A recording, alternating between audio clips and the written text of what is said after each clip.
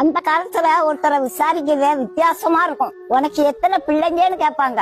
இவரு எனக்கு 4 பிள்ளைங்கன்னு சொல்லுவாரு. அதுக்கு அவரு கேட்பாரு, உனக்கு பிறந்தது எத்தனை, ஊருக்கு பிறந்தது எத்தனைன்னு கேட்பாரு. தப்பா நினைக்காதீங்க. உனக்கு பிறந்ததுன்னா ஆம்பளை பிள்ளைங்க, ஊருக்கு பிறந்ததுன்னா பொம்பளை பிள்ளைங்க. ஆம்பளை பிள்ளைங்கன்னா என்னைக்கு நமக்கு சொந்தம் நம்ம கூடவே இருக்கும். பொம்பளை பிள்ளைங்க யாருக்கு எந்த ஊருக்கு சொந்தமா போகுதோ அதனால ஊருக்கு பிறந்தது எத்தனைன்னு கேட்பாங்க. பொம்பளை பிள்ளைய கட்டி கொடுத்த பிறகு தாய் தப்ப கொஞ்சம் ஒதுங்கி இருக்கணுங்க. அப்பதான் அந்த பிள்ளைங்க நிம்மதியா வாழ முடியும். ஆனா இந்த காலத்துல அப்படி இல்லைங்க. தாய்க்காரி போன் போட்டு மணிக்கணக்கா தினமும் அவட்ட பேசுதான்.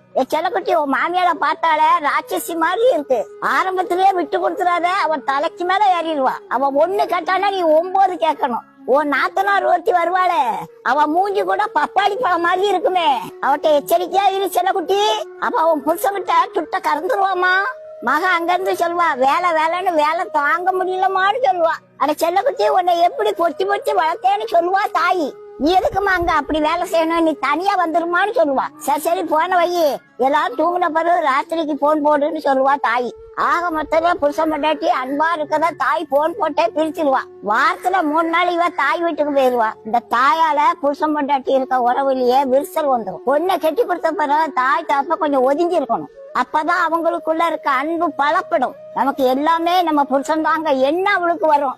அதனால அவளுக்கு சகிப்பு தன்மை உருவாகும். புகுந்த வீட்டுல எவ்வளவு பிரச்சனை வந்தாலும் அட்ஜஸ்ட் பண்ணி வாழக்கூடிய தன்மை அவளுக்கு வந்துடும். புருஷனையும் பொண்டாட்டியும் பிரிக்க முடியாத அன்பு உருவாகும்.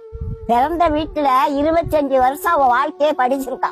அவளுக்கு படிச்சு கொடுத்தது யாரு, நீங்க தான். இப்ப அவளுக்கு குடும்பம் நடத்தக்கூடிய ஞானமும் அறிவும் இருக்குதானே அவளுக்கு கல்யாணம் முடிச்சு வச்சீங்க.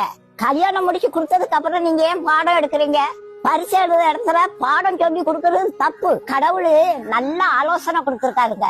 புருஷன் பொண்டாட்டி அவங்க 2 பேரா இருந்தாலும் உடலால் அவங்க ஒருத்தரான். தாய் தப்பனை கொஞ்சம் விட்டு மனைவியோட ரொம்ப அன்பா இருப்பானா. ஆணுக்கும் அதான் பொண்ணுக்கும் அதாங்க. நீங்க தாய் தப்ப எவ்வளவு ஒதுங்கி இருக்கீங்களோ அந்த அளவுக்கு அவங்க நல்லா இருப்பாங்க. பிள்ளைங்க வாழ்க்கையில நீங்க தலையை நீட்டி பிள்ளைங்க வாழ்க்கையை நீங்க கெடுத்துறாதீங்க. நீதிமன்றத்துல கெட்டுக்கிட்டா டைவர்ஸ் கேஸ் இருக்குங்க. இந்த கேஸுக்கெல்லாம் முக்காவாசி பெத்த தாய் தாங்க காரணம். டைவர்ஸ் பண்றது கடவுளுக்கே பிடிக்காத ஒண்ணுங்க.